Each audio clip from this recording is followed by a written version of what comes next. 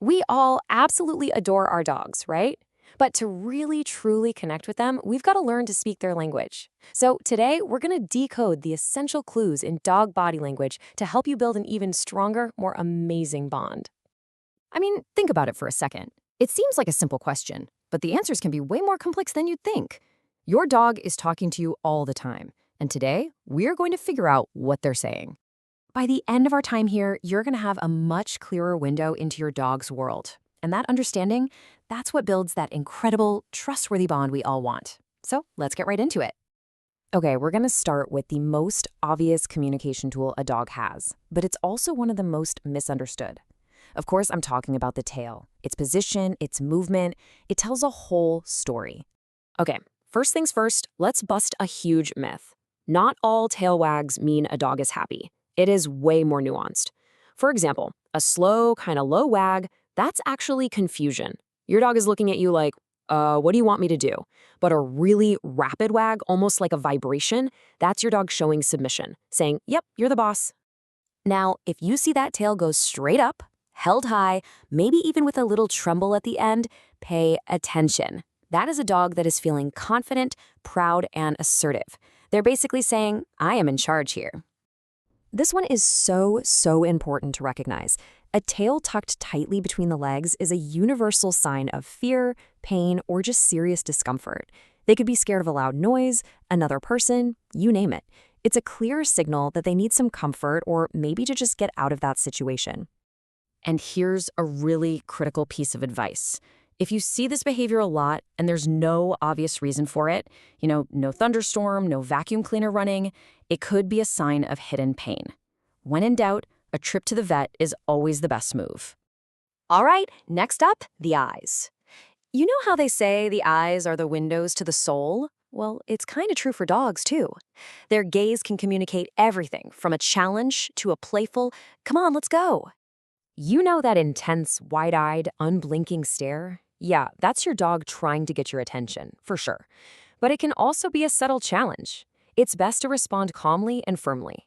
Just a quick heads up, though. With a dog you don't know, you probably want to avoid a staring contest because they can see it as a threat. Now, on the complete opposite end of the spectrum, if you see your dog giving you a soft squint or blinking a lot, that's a fantastic sign. That means they're relaxed, happy, and probably hoping you'll grab their favorite squeaky toy. Just keep in mind, if the squinting seems excessive, context is key. It could also signal some eye pain. Let's move on to the ears. Think of them like little radar dishes. They're not just for hearing, they're for broadcasting their emotional state loud and clear for everyone to see. And the difference is pretty much night and day. If those ears are standing straight up, pointed forward, they are laser focused on something. Total curiosity. Something new has captured their full attention. But when those ears go flat back against their head, that's a sign of fear. They're trying to make themselves look smaller and less intimidating. Okay, here is a really fascinating little detail. Sometimes a dog will lower just one ear, and a lot of the time it's the left one. This is often a reaction to someone they're not quite sure about, like a stranger. It's a super subtle way of showing they're feeling a little wary. Okay, let's zoom in a bit and look at the whole face. Because some actions that we might just brush off, like a yawn or a quick lick, actually have really specific meanings in a dog's world. So get this, when your dog yawns, it's usually not because they're tired. It's often a sign that they're feeling a little nervous or stressed out. But, and this is so cool, if your dog yawns right after you do, that's what's called a contagious yawn. And it's a huge sign of empathy and attachment. They're mirroring you because they're bonded to you. Yeah, behaviors like that nervous yawn, or maybe a dog quickly licking its lips or nose, they have a name. We call them stress signals. They aren't just random habits. They're how dogs try to calm themselves down or tell something or someone else to chill out. This next one is a really critical distinction to make. If a dog lifts its lips to show its teeth, but there's no snarling or growling sound, that is a clear warning. It means, this is mine, back off. You see it a lot around food bowls. The message couldn't be clearer. Just give them some space. All right, for our final section, let's pull the camera back and look at the big picture, their stance. A dog's entire posture, how they hold themselves, can tell you so much about what's going on inside. Now, these are the signals we all just love to see. A dog rolling over and exposing its belly, that is the ultimate sign of trust and submission. Putting their head on your knee is a gentle way of saying, "Hey, I need you." And get this, if your dog turns its back to you, don't take it personally.